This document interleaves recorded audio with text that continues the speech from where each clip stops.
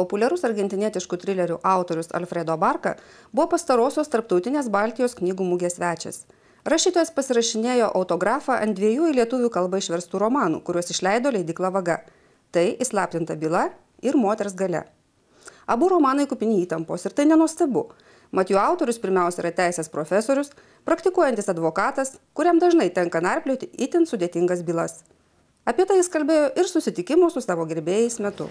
Mis colegas, Mano kolegos muchas veces se sienten incómodos kartais nepatogiai jaučiasi, porque descubro algunas de sus trampitas.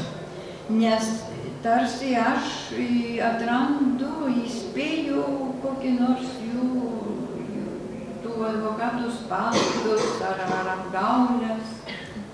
Pero me siento muy contento Bet aš būnu labai patenkintas, porque ellos pueden leer lo que no ven en el espejo todos los días cuando se afeitan. bet kadangi jie gali pamatyti tai, ko nemato kiekvieną rytą, žiūrėdami į save veidrodį, kol skuta vardą. Alfredo Barca mėgsta savo kūriniuose pagrindinio herojaus vaidmenį atiduoti šiuolaikiniai moteriai, išsilavinusiai, savarankiškai, nebijančiai pakovoti už teisybę. Skaitytojų paklaustas, ar jis pats pažįsta daug tokių savo tautiečių, rašytojas šmaikštavo. Es cierto que las mujeres argentinas Tai tiesa, argentiniečių moteris son fuertes, yra stiprios, también son débiles, bet yra taip pat ir silpnų, son odiosas, yra nekenčiančių son amorosas. ir yra meilios. Estas son características de las mujeres en todas partes del mundo. Ir tokie bruožai yra būdingi visoms moterims visame pasaulyje. Los hombres tratamos de sobrevivir, O mes vyrai stengiamės išgyventi y a veces lo logramos. ir kartais pavyksta. Hasta llegamos a escribir. Ir netgi mums pavyksta kažką parašyti. O štai savo nuomonę apie moteris politikės rašytojas auditoriją kiek nustebino. Argentinos prezidentė Cristina Fernández yra tai, ko jis nelinkėtų Lietuvai. Aš tik galiu palinkėti, Que nunca tengan una presidenta mujer. kad niekada neturėtumėt moters prezidentės.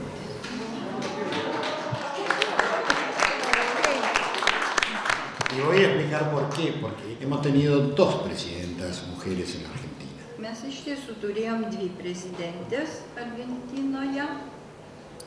Una, la mujer de Juan Domingo Perón. Viena buvo Juan Domingo Perón žmona, No Eva Perón, que nunca fue presidenta, ne Eva Perón, kuri niekada nebuvo prezidentė, sino Isabel Perón. bet Isabel Perón, antroji žmona. La segunda mujer O antroji moteris prezidentė es Cristina Fernández yra Cristina Fernández de Kirchner. Kirchner, vyro pavardė. Kirchner, su esposo, Kirchner, jos vyras, fue el presidente que acaba de terminar su mandato buvo ankstesnis Argentinos prezidentas. y que la Constitución le prohíbe la reelección Ir inmediata. konstitucija draudžia antrą kartą eiti prezidento pareigas. Entonces tenemos una presidenta Todėl turim prezidentę, que es cónyuge. kuri yra žmona. Y debo confesarles Ir turiu jums prisipažinti, que soy un acérrimo opositor a kad esta aš esu presidenta. griežtas opozicionierius. Pero todavía le quedan 3 años de mandato. Bet jai dar liko 3 metai. Y quizás mi próximo libro Ir galbūt mano sekanti knyga se llame Soportando a Cristina. ir turės tokį pavadinimą Kenčiant Kristiną. Alfredo Barca gimė Kordoboje. Tai Argentinos vietovė, kurioje įsikūrusi viena didžiausių lietuvių bendruomenių. Ar jam neteko susidurti su lietuvių kilmės argentiniečiais? Šis klausimas sukėlė rašytojo pagyvėjimą. Tai tiesa, Hay una población muy importante yra labai daug lietuvių, de origen lituano. lietuvių kilmės. A raíz de la amable invitación de la editorial Vaga, Vagos leidyklos kvietimo dėka. Y mis comentarios de que iba a viajar aquí. Ir kalbėdamas apie tai, kad aš važiuoju į Lietuvą, empezaron a aparecer hijos, nietos, sobrinos y criados de lituanos. vis dažniau sutikdavau, atsirasdavo vaikų, ten anūkų, sūnėnų, kurie turi kažkokį ryšį su Lietuva. Los otros días, un repartidor de diarios.